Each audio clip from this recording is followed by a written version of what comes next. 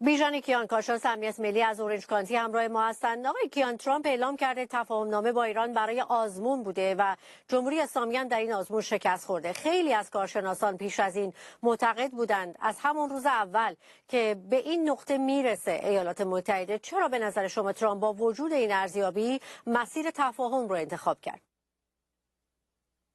با درود به شما و بینندگان و شنوندگان بسیار محترم شما. ببینید، دیپلماسی اینجوری کار نمیکنه. دیپلماسی نیستش که بگوییم خب از اول معلومه ما چرا شروع نکنیم به بمباران حریف و او رو در همون مرحله اول، چون میدانیم که نتیجه چه خواهد بود، به اقدام نظامی دست بزنیم. دیپلماسی بسیار بسیار فرایند دردناک و طولانی است که لازم است.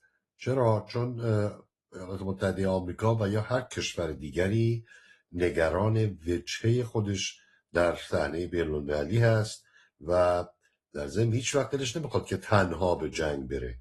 همیشه دلش میخواد یک ائتلافی داشته باشه از اونهایی که باهاش همراه هستن و بتونه با اجماع بیشتری به عملیات نظامی دست بزنه. بعدم ببینید، آقای ترامپ به هر کاری به صورت یک معامله نگاه میکنه.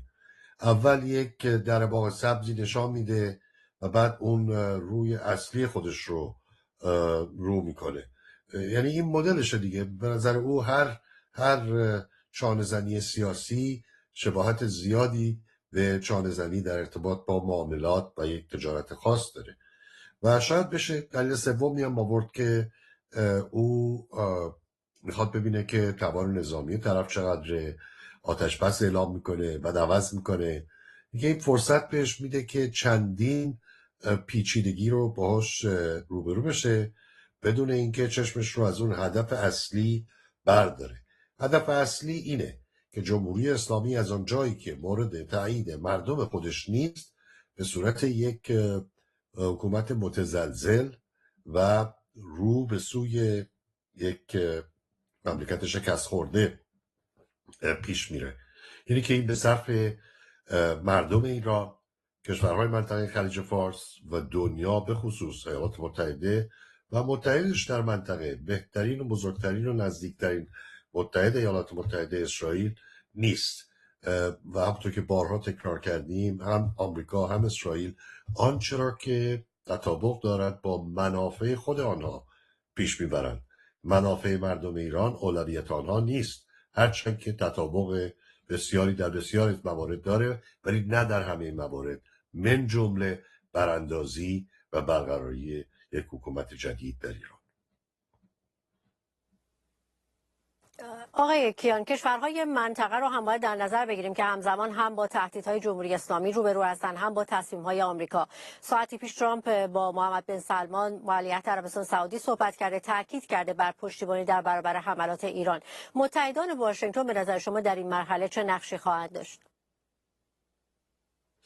ببینید، فکر میکنم که زمان آن رسیده که کشورهای منطقه خلیج فارس، به خصوص عربستان سعودی، موقع شده که تصمیم گیری نهایی رو انجام بدن که چه میخواهند.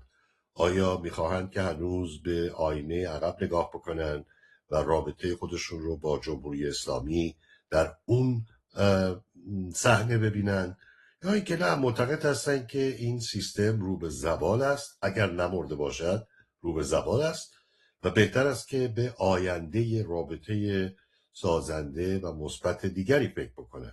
من فکر کنم هرچه زودتر به این نتیجه برسن راهشون رو پیدا خواهند کرد. ولی بدون شک دیگر کشورها رو وقتی نگاه میکنیم از خودمون سوال میکنیم که مثلا پاکستان آیا یک میانجی بیطرف هست اینجا؟ پاکستانی که میداند که اگر یک ایران نرمال و آزاد برقرار شود مجبور است که بندر گوادرش رو با رقابتش رو با چابهار که از طرف هند سرمایه گذاری های جدی در اونجا شده، به خودش رو در رقابت با چابهار ببینه که این گوادر رو به شدت تحت تاثیر قرار خواهد داد. چطور میتونه که پاکستان یک میانجی بیطرف باشه وقتی چنین زینف هست در اینکه نتیجه چه خواهد شد؟ یا به قطر که نگاه میکنیم به همین صورت، مجتمع پارس جنوبی رو قطر داره سال هاست که ازش استخراج میکنه، تبدیلش میکنه از گاز طبیعی به گاز مایع صادر میکنه و این ثروت سنگینی که قطر به دست آورده بیشترش از همین راه هستش. بنابراین بایستی توجه داشته باشیم که کشورهای منطقه هم در نهایت اول اولویت آنها منافع خودشان هست و خیلی طبیعیه که این رو در نظر بگیرن. ببینید اتفاقات زیادی داره میفته که بایستی حواسمون باشه. به خاطر جمهوری اسلامی امروز ایران، چون ایران که جمهوری اسلامی نیست، جمهوری اسلامی پدیده است در ایران، از پروژه بسیار مهم آیمک که هند رو به فجیره، از فجیره به اردن و اسرائیل و از اونجا به اروپا وصل میکنه جدا شده. در اون پروژه ایران جای نخواهد داشت. بنابراین این مشکلات هم وجود داره.